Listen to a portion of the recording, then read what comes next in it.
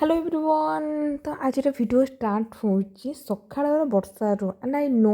समस्त भावुथ गोटे दिन भिडियो मुझे खाली वर्षारू कहीं आणुची तो कौन कह यार वर्षा सब सका ही पकाऊँ एंड सीरीयसली मत वर्षा पसंद न हेले एबे मत वर्षा एत भल लगे मुझे कौन कह से मुझे भावुँ स्टार्टिंग वर्षारू कले ही बेटर हम मोपाई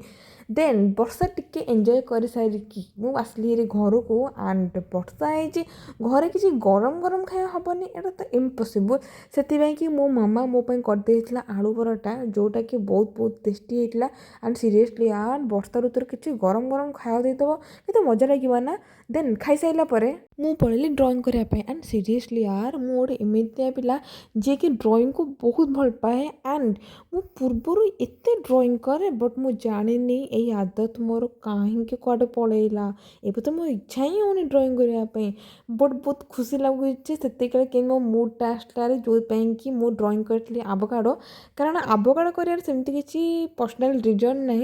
बट मुझे मो फोन वॉलपेपर मेले आबोकाडो आसला दैट्स व्हाई मु भाविली भाई कौन कर भाविया कौन दरकार आबोकाडो आसुची तो यहीटा ही करदेवी एंड आबोकाडो कर सारा बहुत बहुत परिश्रम दे सारा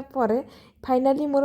प्रिपेयर हो गला आबोकाडो जोटा कि बहुत सुंदर देखा and it's looking so sweet. Then मुझे दिहर बाहरी पड़ी गोटे दीदीर एंगेजमेंट को जावाई एंड खाली मु नुह मो सह एम समस्ते जाइए एंड ये समस्ते होती मो भौणी भाया तो समस्ते जाइए एंड के समय ड्राइव कर सारापर आम पहुँची गलु एक्जाक्ट लोकेशन रे जोटा कि गोटे मंदिर होता एंगेजमेंटा एंड एंगेजमेंट रे पहुँचला आम प्रथम जाइए से दीदी पाखक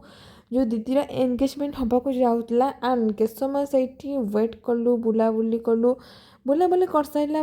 फाइनाली आसले हेरी पुओ घर लोक एंड कहती ना पुओ घर लोक आसारा गोटे होमचक्य टाइप कहते कि हुए जो कि पुओ झील दिज बसती कि हुए